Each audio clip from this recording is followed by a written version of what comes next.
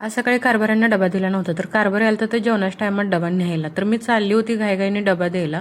तेवढ्यात मुलगी म्हणते की मॅडम शूट करण्याच्या नादात डबा हातातच घेऊन जाचाला, पिशवीत टाकून घेऊन जावा. म्हणून डबा घेऊन खाली गेले, तर काय कॅमेरा बघितला काय ॲक्टिंग चालूच लगे. मग डबा दिला आणि तसेच वर आले.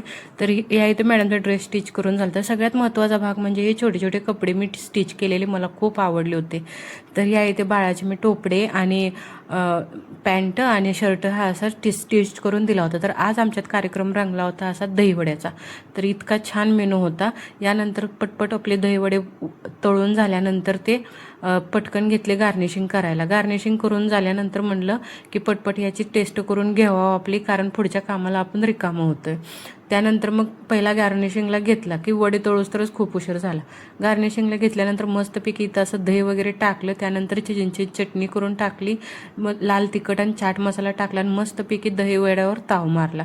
तर या इथे सनसेट झालताच. तोपर्यंत संध्याकाळी स्वरा पप्पासंग आईस्क्रीम आणली. इतकं बेकार या आईस्क्रीमची मला टेस्ट लागली होती ना, औषध पिल्यासारखं वाटलं. खाली फिरायला गेल्यावर ही काळवळ अशी झोपली होती. चला तर मग भेटू पुढच्या ब्लॉग.